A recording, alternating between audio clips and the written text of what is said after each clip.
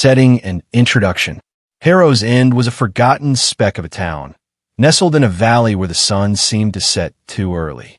Its main street, lined with crumbling brick buildings and a single diner, was lit by a dozen ancient streetlights, their sodium glow casting long shadows every night. For years, the townsfolk had whispered about the light's strange habit. Each night, one would flicker out, plunging its stretch of street into darkness. By morning, they always relit, as if nothing had happened. No electrician could explain it, and the town's budget didn't allow for replacements. Most dismissed it as faulty wiring, but older residents avoided Main Street after dusk, muttering about the lights watching. Sarah Coleman, a 29-year-old librarian who'd moved to Harrow's in to escape the noise of city life, found the town's quirks charming at first. She liked the quiet, the way the library's dusty shelves held secrets of the town's past. But the streetlight phenomenon unnerved her.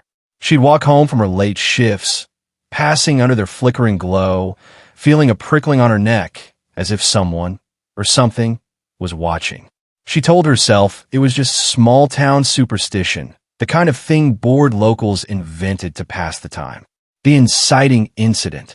One October evening, as the air grew sharp with autumn chill, Sarah stayed late at the library, cataloging a box of Old Town records.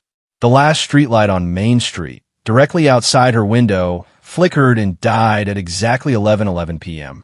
She glanced up, annoyed, expecting it to hum back to life. It didn't. Instead, a low whisper seemed to drift from the darkened bulb, faint but unmistakable. "We see you." Sarah froze, her breath catching. The library was silent, the street empty. She laughed nervously, blaming the wind or her tired mind. She locked up quickly, but as she stepped outside, the air felt heavier, the darkness thicker. The other streetlights along Main Street dimmed slightly, their glow pulsing like a slow heartbeat. At home, Sarah couldn't shake the unease. Her small rental house, a block off Main Street, had a single porch light that flickered as she unlocked the door. She chalked it up to coincidence, but sleep came fitfully, interrupted by dreams of glowing eyes in a sea of light. The escalation. The next night, Sarah worked late again, determined to ignore the previous evening's jitters. The library's fluorescent lights buzzed overhead, comforting in their mundanity. But at 11:11 p.m., her desk lamp flickered, casting long shadows across the room. She heard it again, a whisper clearer now from the bulb itself. "We see you, Sarah." Her name sent a chill down her spine.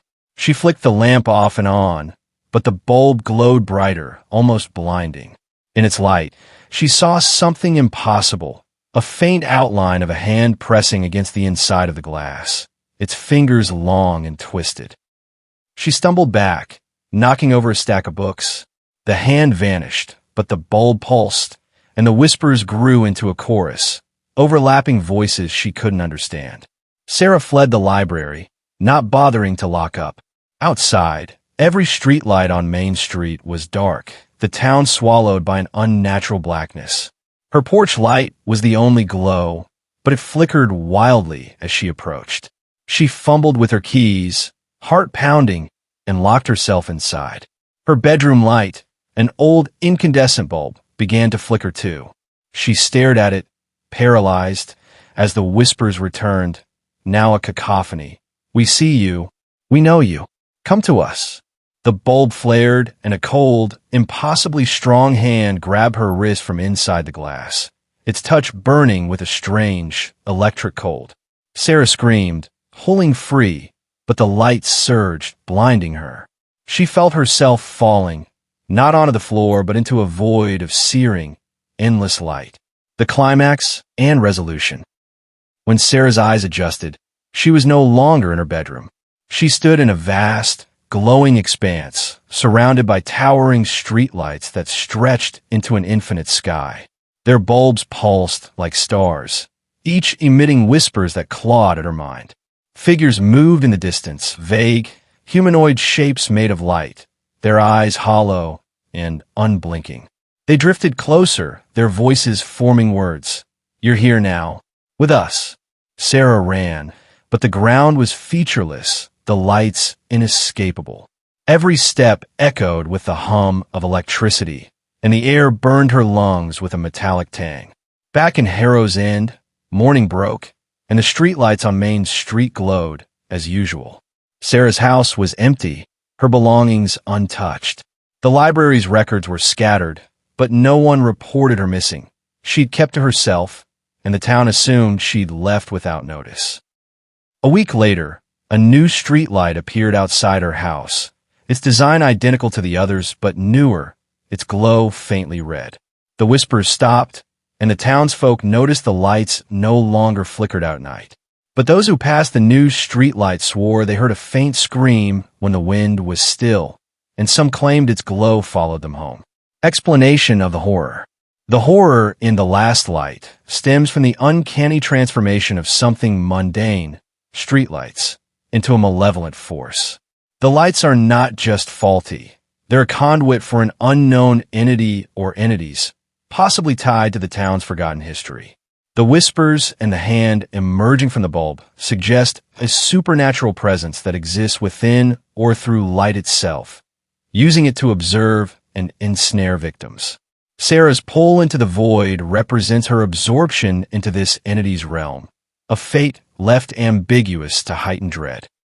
Is she trapped in a limbo of light, consumed by the entity, or transformed into part of it? The new streetlight bearing her name implies the latter, suggesting the lights feed on or incorporate their victims, perpetuating a cycle. The story plays on primal fears, being watched, losing control, and being taken by something incomprehensible. The isolation of Harrow's End amplifies Sarah's vulnerability, and the light's omnipresence makes escape impossible. The ambiguity of the entity's nature, whether it's a single being, a collective, or something else, leaves the reader unsettled, as does the town's quiet acceptance of the anomaly. The final image of the new streetlight ties the horror to the setting, implying the cycle will continue with new victims.